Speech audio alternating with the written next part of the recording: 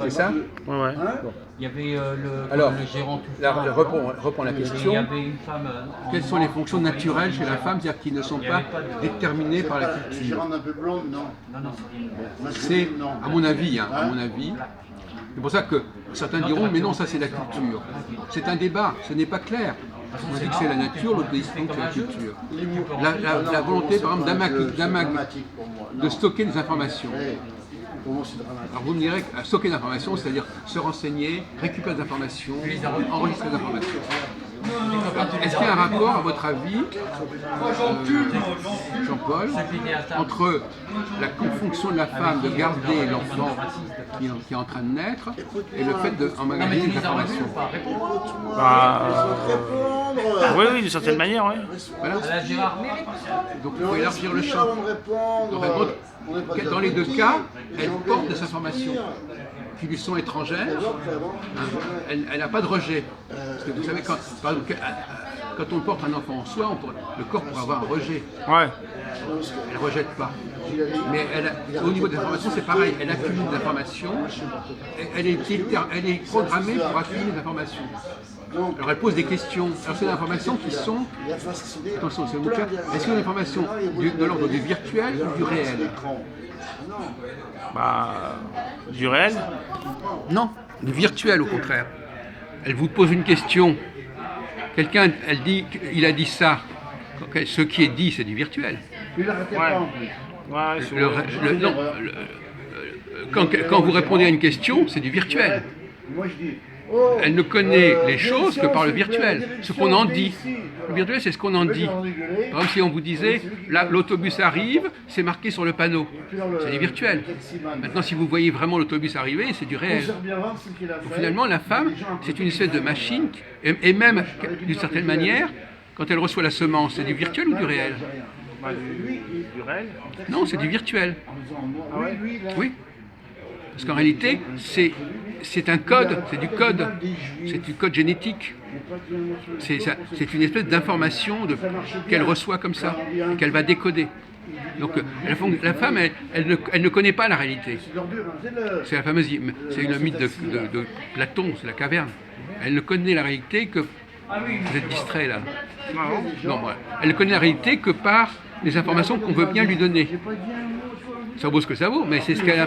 De même qu'une machine, elle ne connaît la réalité que parce qu'on lui montre.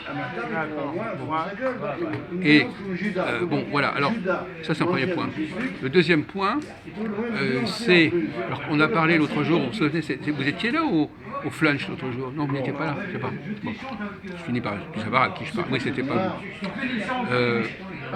vous. La capacité à supporter l'élément étranger. Est-ce que c'est vrai aussi pour les sociétés? Comme Une société, est-ce qu'une société doit être capable de supporter des éléments étrangers? Une minorité, oui. Oui, elle doit être capable de supporter quand même une minorité. À quoi? Alors, la question que je vais vous poser, qui a été posée avec Jean-Marc l'autre jour et avec l'autre type, c'est à quoi sert l'étranger dans une société? Quelle est sa fonction? Est-ce qu'on peut se passer de l'étranger? Voilà. Disons les choses clairement. À votre avis, je ne veux pas vous influencer, est-ce que l'étranger a une raison d'être, a un rôle à jouer, ou est-ce qu'on peut s'en passer? On pourrait s'en passer oui, on peut s'en passer. On peut s'en passer. On peut s'en passer. Les sociétés où il n'y a jamais eu d'étrangers, à l'origine, où ils étaient très refermés sur eux-mêmes et ça ne les empêchait pas de vivre, mais bien évidemment, l'étranger, c'est la notion de celui qui n'est pas du pays, qui vient. Comme il y a quand même des échanges, il y a toujours plus ou moins quelques étrangers. Donc de toute façon, l'exogamie, déjà, c'est une forme d'étrangeté. Les gens, normalement, ils ne se marient pas dans leur propre tribu. Oui, non, mais d'accord. Donc il y avait déjà un rapport avec des éléments étrangers. Exogamie, ça veut dire mariage avec l'étranger. Il y a toujours dans les relations entre les cités. Mais apparemment, vous n'avez pas l'air convaincu. Alors, je voudrais que vous mettiez un peu les points sur les i, sans vouloir vous influencer.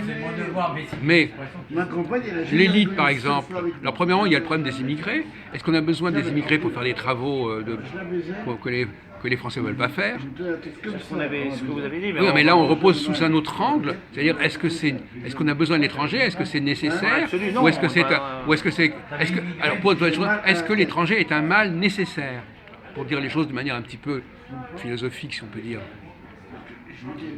Normalement, De même qu'une femme, par exemple, elle sait très bien que pour avoir des gosses, il faut qu'elle soit non, enceinte. c'est pas nécessaire. Il y a pas la notion de nécessité ne peut pas intervenir là. Ah bon? Non, parce que Vous n'aimez pas ça? non, la nécessité c'est quelque chose qui est comme la nécessité c'est quelque chose qui ne peut pas ne pas être. Et une société sans étrangers peut-être. C'est pas un mal nécessaire vraiment. C'est quelque chose qui peut arriver. Des fois, maintenant, dans notre cas, maintenant, on en a fait tellement venir qu'on pourrait difficilement s'en passer sans quelques difficultés pendant un certain temps. Si on voulait s'en passer complètement, ça poserait des problèmes. Mais c'est pas nécessaire. Il n'y a pas la notion de nécessité. C'est trop important de dire nécessité. On peut vous demander d'intervenir dans la discussion. Ça reste contingent quand même, les étrangers. Ça a une contingence, ça relève de la contingence. Oui. Ben moi, j'ai une position opposée à celle-là. Voyez-vous ? Par exemple, un autre aspect de l'étranger. L'étranger, il figure sur deux plans, tout en haut et tout en bas. Tout en haut, c'est l'élite, et tout en bas, c'est l'immigré qui vient faire des travaux un peu comme ça, que les Français n'aiment pas faire. Alors, respecte une femme un peu. c'est pas grave, c'est pas grave. Respecte une femme, non. C'est Alors, important, ça. donc, l'autre jour, on avait l'élite. Quel est le rôle de l'élite dans une société? Elle met en mouvement la base. Bon, alors pour pouvoir avoir un rapport dialectique avec le peuple, il faut pas en fait, quelque part, il faut être différent de lui. Ils sont différents par rapport à un certain rapport, bien sûr, parce qu'ils sont l'élite. Même s'ils sont tous de la même origine d'ailleurs. Ils peuvent être aussi d'une origine différente, puisque apparemment il y a des élites qui sont arrivées dans des pays et qui ont pris le contrôle, comme les Grecs dans le monde étrusque, je ne sais plus trop quoi, quelque chose comme ça. Bon, c'est possible aussi, mais ils sont le même sous un certain rapport et différents sous un autre. Mais il faut bien que déjà ils appartiennent tous à l'humanité. Bon, déjà, Alors justement, on retombe dans notre discussion sur déterminisme culturel et naturel. Un noir, par exemple, dans une société française, peut avoir la culture française, mais il a un déterminisme naturel différent. ouais. Bon. Donc on peut très bien, avoir le déterminisme culturel, il va englober des gens très différents. Bien sûr, hein. Alors que le déterminisme naturel, lui, ce sont des gens qui auront... Mais c'est la nature qui produit, c'est la nature qui va produire les êtres qui vont être doués de culture. La nature est antérieure à la culture. Il ne peut pas y avoir de culture sans nature. Au niveau de l'antécédent et du... Alors vous aviez développé cette idée tout à l'heure, je ne l'ai pas relevée, je ne suis pas d'accord non plus là-dessus. La culture est en décalage et même en rupture avec la nature. Oui, parce que c'est l'homme qui veut, d'une certaine manière, avec la culture, il veut sortir d'une certaine condition, d'une certaine condition. Et voilà, mais bon, il arrive à en sortir, il essaie d'aller par la culture vers l'universel, mais il est quand même lié au particulier, au singulier, on va dire, par la nature. Parce que c'est un être singulier qui est né de parents, et puis il rencontre d'autres singuliers. En fait, ici, on ne perçoit que des singuliers. C'est au niveau c'est des êtres, on perçoit que des êtres de première intention, les êtres de seconde intention, c'est dans notre esprit. Excusez-moi, je ne connais pas cette formulation. C'est une formulation thomiste, c'est-à-dire c'est le genre, l'espèce et les niveaux d'universalité. On reverra ça plus tard. D'accord, alors on revient sur cet argument. Moi je ne pense pas que ce soit comme ça. Je pense que par exemple, moi j'oppose science et technique par exemple. Construire une maison, c'est pas de l'ordre de la nature par exemple. Disons que c'est toujours pareil. Construire une maison, c'est des êtres naturels qui sont doués d'intelligence, mais en même temps qu'on a un corps, ça s'appelle l'être humain, l'animal raisonnable, alors que l'ange, lui, il n'a pas besoin de maison puisqu'il est incorporel, et l'animal, la bête, elle a des poils, elle fait des terriers, elle fait bon, elle est différente de l'homme, elle n'a pas la raison, mais cet animal naturel, cet animal raisonnable, c'est l'homme, et il est bien issu de la nature comme les autres. Enfin, si on prend la nature d'une manière générale, l'ange aussi, il relève. Enfin, c'est pas tout à fait vrai parce que l'ange il est au-delà de la nature, mais si on étend la nature même jusqu'à Dieu, si on considère que la nature on l'étend voilà, de manière pour faciliter les vues de l'esprit, tout ça appartient à la nature, l'ange, l'homme, la bête. Donc d'une certaine manière, construire une maison, c'est possible que parce qu'il y a un être humain qui est issu de la nature et qui construit la maison. On va voir. Parce qu'il y a une voiture qui construit tout. Là, regarde. Enfin, c'est mon avis. Alors, oui, mais c'est pas uniquement votre avis, c'est l'avis de beaucoup de gens, effectivement. On n'a pas des avis complètement personnels. Mais,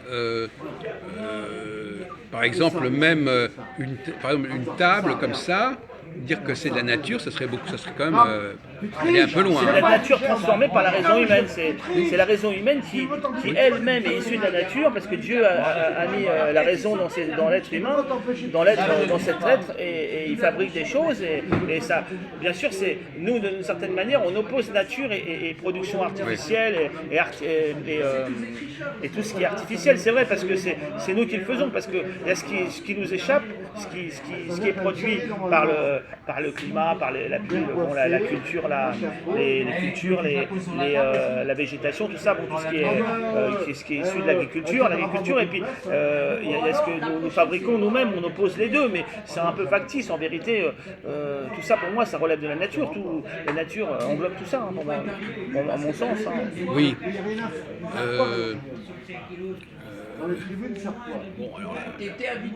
C'est vrai que dans l'absolu, on peut dire ça. On peut dire que par exemple le sculpteur qui fabrique un objet, il reste dans la nature parce que cet objet vient de la nature, mais il la transforme tellement qu'on n'est plus dans la nature. On y amène une notion pour les séparer, pour les individualiser, ces notions. Par exemple, alors vous savez que par exemple, le fait d'utiliser, déjà il y a une opposition qu'il faut distinguer entre, quand vous parlez par exemple, vous ne lisez pas un texte. Ouais. Bon. Alors lire un texte, c'est déjà autre chose que de parler sans texte. Ah oui. Bon.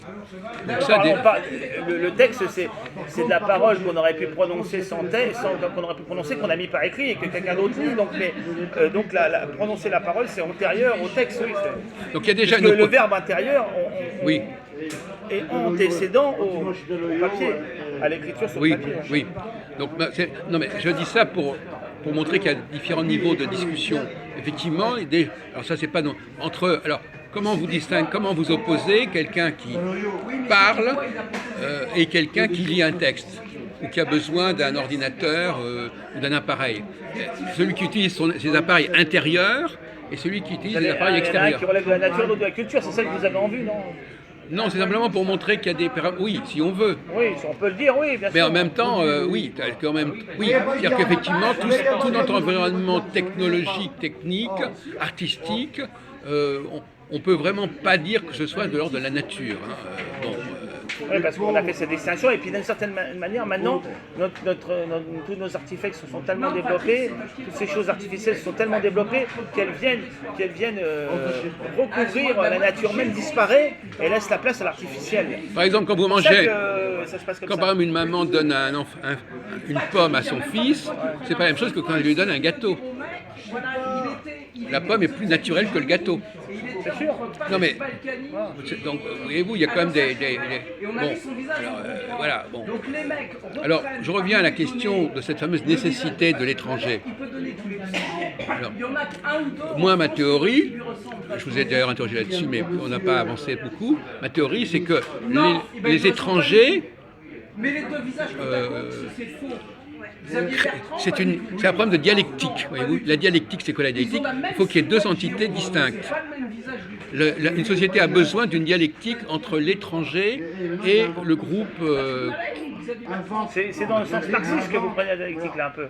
Les oppositions, Oui, il y a une. Bon, si vous voulez. Bon, moi, généralement, quand on parle de dialectique, effectivement, ça renvoie plus ou moins à ça. Parce que autour du discours, là, au sens aristotélicien et platonicien, c'est plutôt ce sens que je suis habitué à connaître, moi. L'élite, elle a un rôle il faut qu'elle prenne de la distance par rapport aux représentations du peuple pour le réformer. Donc quelque part, il faut qu'elle ait, pour pouvoir prendre cette distance, il faut qu'elle soit dans une forme de distance. Et ce qu'il faudrait que l'élite aussi, c'est qu'elle contemple bien, qu'elle soit capable de contempler le vrai bien pour pouvoir donner une bonne direction au peuple et qu'il aille vers le bien. Parce que si jamais elle le dirigeait vers le mal, ce serait un peu dommage. Oui, mais ça c'est des enjeux, bon, bien sûr. Mais ce que je veux dire par là, c'est que en réalité, l'élite doit quelque part avoir de la distance. Et pour avoir de la distance, l'étranger, il a de la distance. Sans vouloir jouer sur les mots, l'étranger. Non, mais il parle de l'étranger. C'est pas que l'étranger a une possibilité, a une capacité à être dans la distance par rapport à la pratique du lieu. Bon. Il a un autre regard. Que ce soit un étranger d'une certaine qualité intellectuelle aussi. Oui, non, mais on parle de cela. On a dit qu'il y avait ceux d'en haut et ceux d'en bas. Bon. Donc, ça veut donc dire par conséquent... En fait, les seuls étrangers qui ont cette qualité, en gros, en vérité, c'est les juifs. Oui, mais je ne le fais pas dire. Non, mais on va le dire parce que les autres, à part une petite minorité de parmi eux, c'est le gros de la troupe. Mais voilà, non, attendez. On va reprendre le schéma qu'a développé hier Jean-Marc. Enfin, il est là, mais enfin, il ne veut pas... Jean-Marc, tu as développé un schéma hier? Il était très inspiré. Alors, oui. on t'attend, il faut que tu résumes là, rapidement quelques mots. Mais moi, je vais résumer. Ne t'inquiétez pas. Attends, je vais essayer de résumer ce qu'il disait. Il disait, voilà, il y a le groupe, voilà, il y a nous les Français, voilà. Et puis les autres, bon, c'est des étrangers. Ouais, j'emploie pas. Bon. Et alors, finalement, ce qu'on s'aperçoit. Je vois ce qu'il veut dire. Bon, et nous les Français, on est là, voilà. C'est une sorte de ciment comme ça, de socle. Là, on est complètement dans le culturel, on est d'accord. Déterminisme culturel. C'est pas un déterminisme naturel de se dire français, quelque part. Qui se base sur un déterminisme de la nation ancienne, c'est-à-dire la nation, nation ancienne, au sens ancien. Alors, la question, c'était justement la dialectique entre cet ensemble-là qui n'est ni très haut ni très bas. Vous voyez ce que je veux dire? Ce que j'appelle le marais. Ces gens-là, ils sont ni l'élite, ni le bas peuple. C'est la classe moyenne en quelque sorte, la petite bourgeoisie. Bon, c'est ça qu'ils défendaient en fin de compte, quelque part, sans le dire comme ça. Mais si on revient à la théorie de la dialectique, ça veut dire qu'effectivement, pour pouvoir faire bouger toute cette population comme ça, un petit peu amorphe, qui a ce qu'on appelle le consensus acquis dès le départ, voyez-vous, on avait déjà parlé de ça, différence entre le consensus reçu, par exemple là on parle français, on dit un consensus reçu, mais par contre on discute ce consensus en création, voilà. Bon. Et donc lui, il défendait en fin de sorte le consensus reçu. Ah oui, nous on a tous reçu la même chose, on est dans le même moule. Vous défendez plutôt le consensus en création. Non mais il y a une dialectique entre les deux. Voilà. Il faut bien comprendre c'est pour ça que je parle un mal nécessaire. Les gens qui sont prisonniers de leur consensus reçu, parce qu'on peut parler de prisonniers qui sont dans le carcan du processus reçu, ils ont besoin qu'on les libère de ce consensus reçu. Et qui est-ce qui est capable de les libérer? C'est-à-dire de les libérer de cette espèce de gang, de ce carcan comme ça, dans lequel ils vivent, et ils sont trop contents. Ils parlent d'un seul tenant, mais c'est pas eux, c'est pas leur création à eux, c'est hérité. C'est hérité. C'est un héritage culturel. Et il faut les libérer de cet héritage. Oui, il faut desserrer l'étau. Et le rôle de l'étranger d'en haut, et notamment du juif, c'est parce que justement il est étranger quelque part, de par sa qualité d'étranger, il a cette capacité de pouvoir desserrer l'étau. Si j'ai bien compris, avant les Juifs étaient chez nous, maintenant on est chez eux. Non, je dis simplement que là où il y a un malentendu, quand les Juifs eux-mêmes n'arrivent pas à se positionner correctement. Parce que les Juifs finalement, parce que le mot étranger est un mot tellement malvenu que se dire étranger, ça passe pas. Bon, moi je suis pour qu'on intègre la caution de l'étranger comme nécessité de la société. C'est intéressant ça. Ça, c'est intéressant, ça, d'intégrer l'étranger pour sortir du consensus de ta gangrue qui t'a gangréné et que tu t'es accroché à l'hérédité. Tu dois sortir de ça. L'hérédité culturelle. Hein. On va te libérer, on va te relâcher, on va te libérer. On va te libérer de toi-même. Non, mais j'avais répondu d'une façon assez classique, mais des fois il y a besoin quand même, parce que la personne qui était en face de nous, l'Africain, était très, très sympathique, mais il avait des phrases toutes faites, comme par exemple, comme j'avais dit, nous sommes venus reconstruire la France. Il ne veut pas être filmé.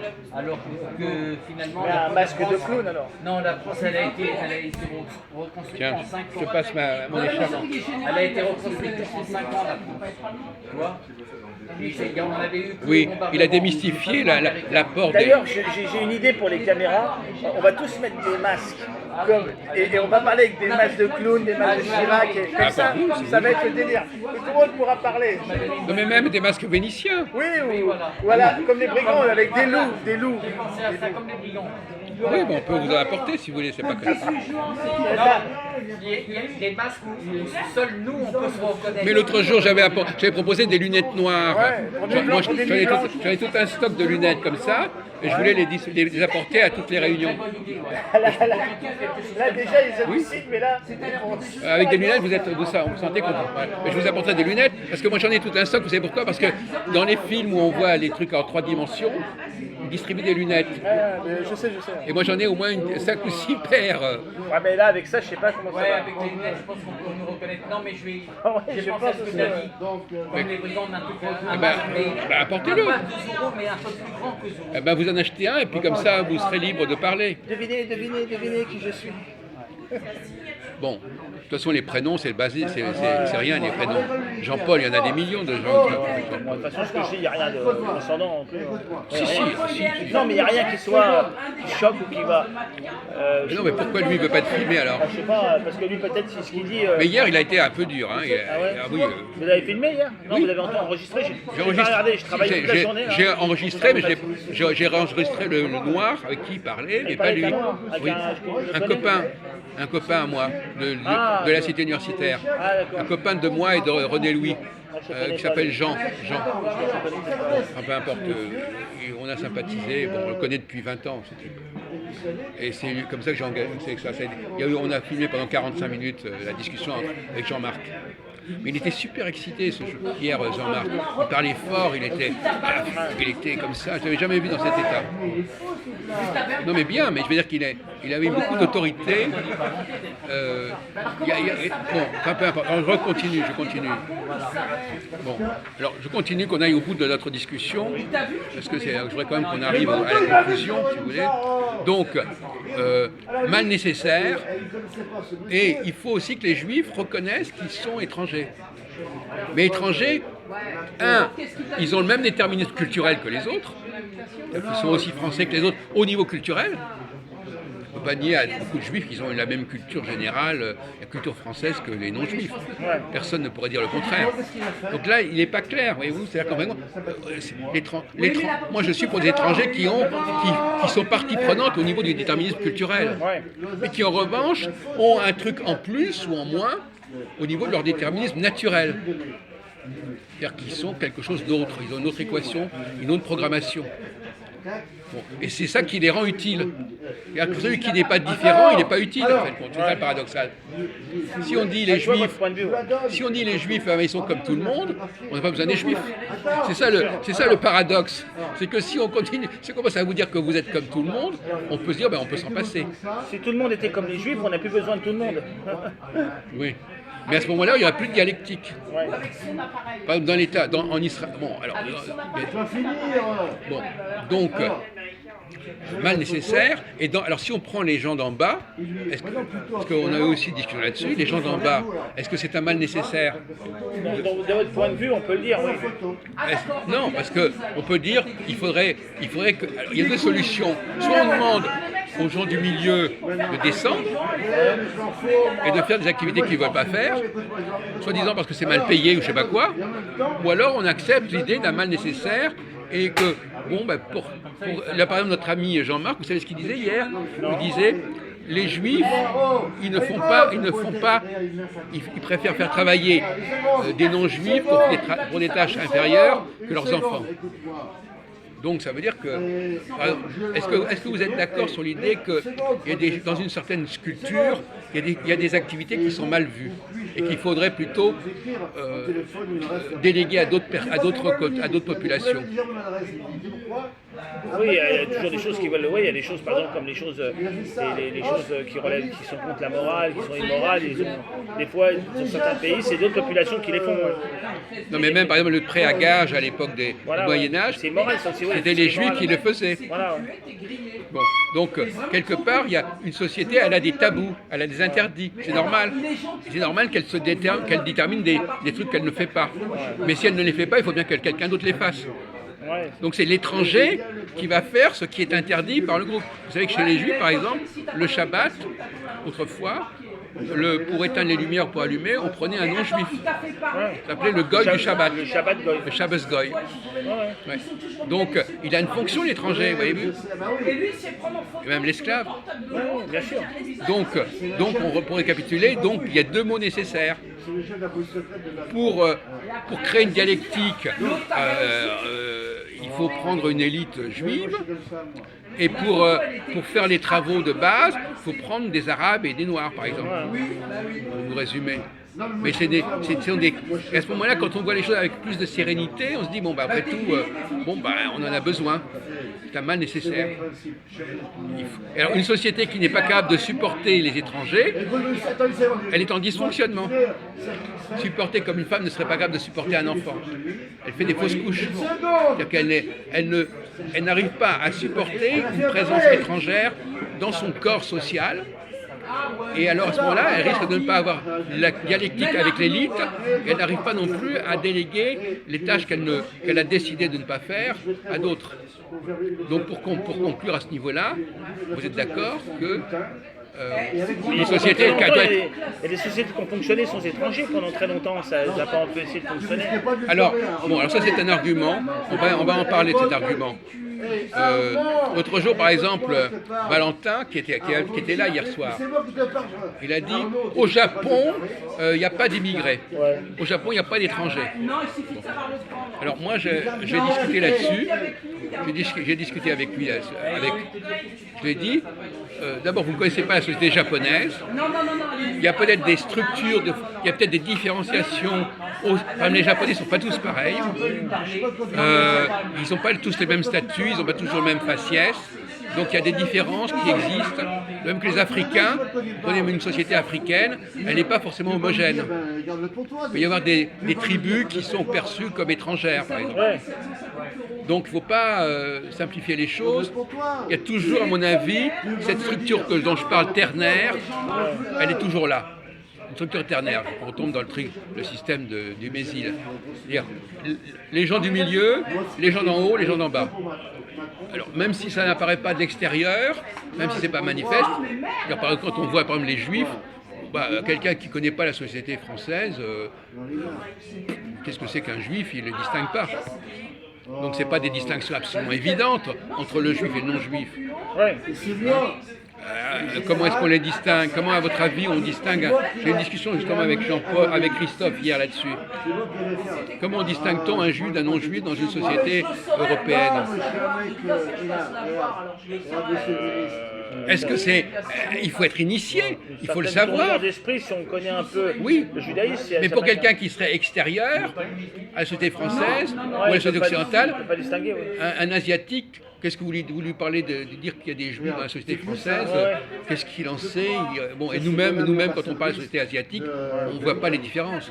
Donc votre argument, à mon avis, je crois qu'il est exact, mais quand on regarde, je considère que si on regarde de près, on s'apercevra qu'il y a cette trifonctionnalité, d'ailleurs dont parle du Mésil. Donc finalement, ce n'est pas lui qui l'a inventé. Bon, la trifonctionnalité, elle peut très bien avoir comme base cette problématique dont je viens de parler. La correcté, ça veut dire qu'elle se nourrit de l'intégration d'éléments étrangers. Donc les travaux sur les castes, etc., vous ne pouvez pas dire que ça ne concerne pas cette problématique dont on vient de parler. C'est un point de vue, Bon, on va changer de sujet.